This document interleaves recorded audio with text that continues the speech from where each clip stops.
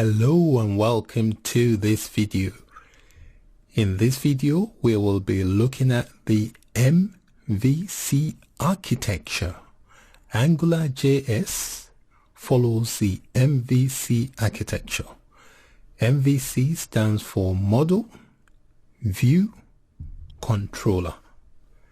The model represents the data source, while the view is what the visitor or the user to the web page sees.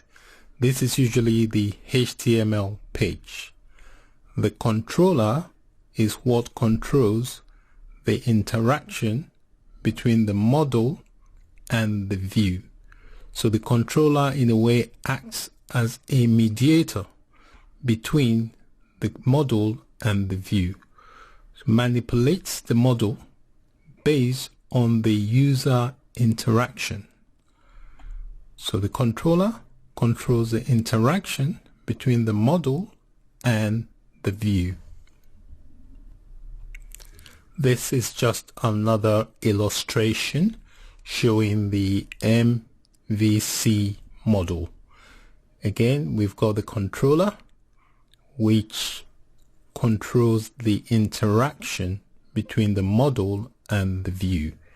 The view represents the view the visitor sees. So this is what is actually visible on the web page. The model represents the data source. So the view is a representation of the model. The controller maintains the interaction between the two.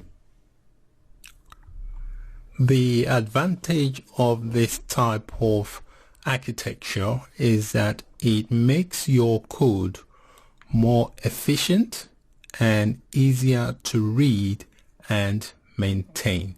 So structuring your applications in this way make them easier to maintain.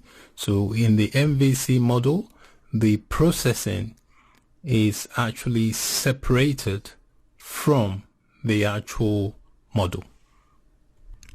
So with the MVC model architecture, the model, the view, and the controller are separated, making them easier to maintain. In this video, we covered what the MVC architecture is.